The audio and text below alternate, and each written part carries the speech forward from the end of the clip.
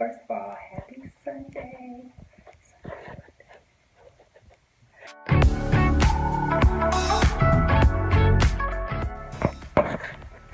Hello. So I actually want to share some of the natural things that I use. Um, this is like a fraction of what I use, mainly because a lot of it is like gone because I've used it up.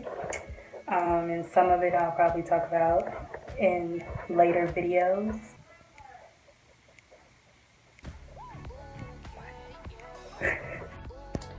So I have a few things right here: oils, soaps, powders, things that are already mixed up like this right here. So today I'm actually going to try the black soap shampoo. I have not washed my hair since I started my dreads. It'll be a year in December. I finally decided my hair will not loosen up. It's officially locked, so I can wash it. So I'm gonna do a black soap shampoo because it's 100% natural. After I do the black soap shampoo wash, which I'm gonna do a video on because this is my first time doing it, I'm going to moisturize my head with aloe. I always use aloe for my face. I've never put it in my hair, but because I'm not putting chemicals and things in my hair, this would be the best conditioning option. So this is Bentonite Clay and Charcoal. I've had this mix for a few months. It lasts a really long time. This is the charcoal I use. It's activated charcoal. I got this from the farmer's market. This is the clay. I actually put it in a coconut oil can because you can't keep this in anything other than ceramic, which is what this is, or glass. That's pretty much what you should use for any natural products, only because like plastic can get into the products, and if you buy something in plastic, like my shea butter is in plastic, you want to transfer it into something else if you can. Black soap, raw black soap again. I bought two, one for my hair, one for my face. My body. I only bathe with the black soap. As you can see, it is not expensive at all, but of course it also depends on where you get it from. Are you buying it in bulk? So on and so forth. The other product that took me like a year to find, thanks to me, Madre, because I'm gonna have like a whole nother video on this experience, but it was me going natural for deodorant. You can see that. That's the brand. I don't know if it's zooming. I'll type it in at the bottom. But it's a Aloe Herbal All Natural Roll-On Deodorant. There are tons of other brands at the farmer's market I go to, which is Sprouts, but I like this one, and it's aloe and it's small because I carry everything with me when I go places out of town, when I'm gone, because sometimes I might not come straight back to the house. I might gotta wash up to go to a meeting, stuff like that. But there are other brands that I want to try, so I'll probably do videos on those brands.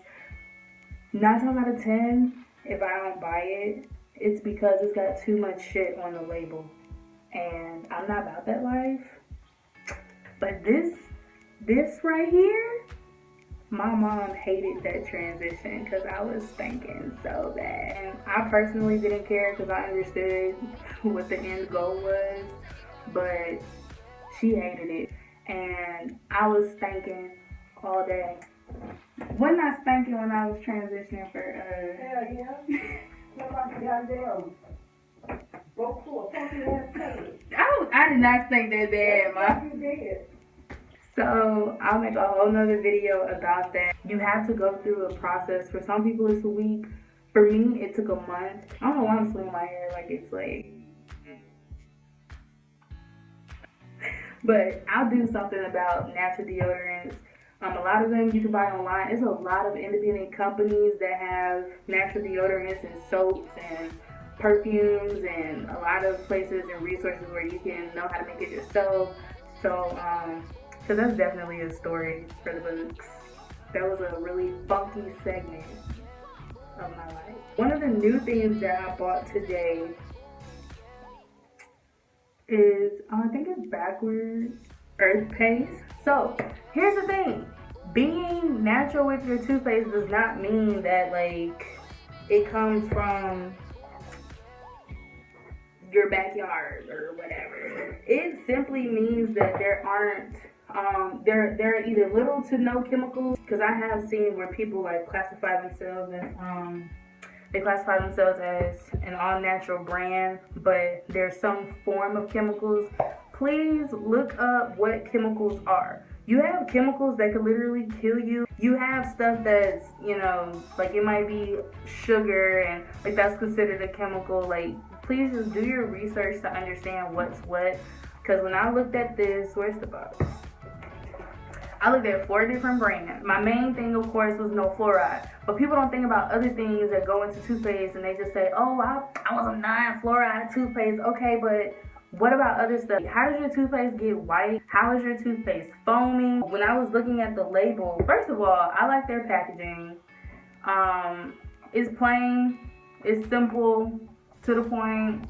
They really keeping it real. Like on the back, they explain why they chose earth paste, what's in it. The main ingredient is clay, hydrated Redmond clay, which is really cool. On the front, it says earth paste, amazingly natural toothpaste, winter green. I guess it's supposed to be like a minty, I don't know. But and then it says no glycerin, no fluoride from the earth, no artificial coloring, no foaming agents. Okay, they didn't put nothing in it to make you think it's working, because a lot of toothpaste, like, it's blue, it's got little flakes in it. It's like, stop. We got green toothpaste, red toothpaste, super white toothpaste. I've seen clear toothpaste, like it's almost like a translucent, like, y'all are doing too much. Y'all are doing too much. Oil, I mean, not oil, oral hygiene, not oil hygiene. I'm funny. I'm actually really excited to try this shea butter. I love my shea butter. My dukes put me on this. I think I was in like high school. That was so long ago. It wasn't that long ago. But she put me on the shea.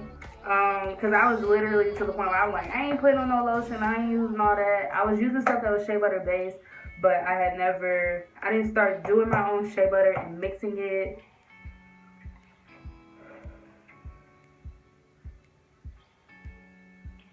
2011, 2012. Something that I already have in my bathroom. It's like 1 out of the 4 or 5 oils that I use.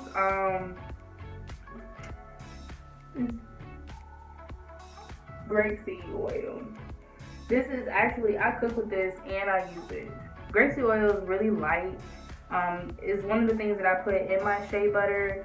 I keep it in the bathroom because after I cleanse with like the Bentonite Clay mask, I use the grapeseed oil when I know I have to go outside or something like that and it's hot. So the grapeseed oil doesn't make me sweat as bad as, well, as much as the shea butter or an olive oil, because it's not as heavy.